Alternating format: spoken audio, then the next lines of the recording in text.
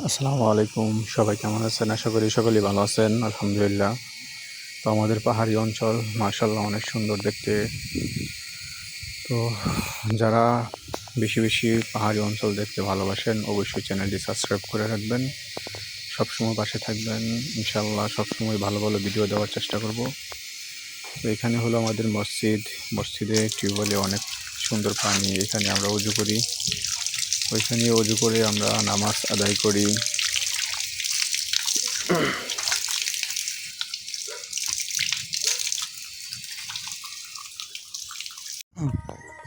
আসসালামু আলাইকুম।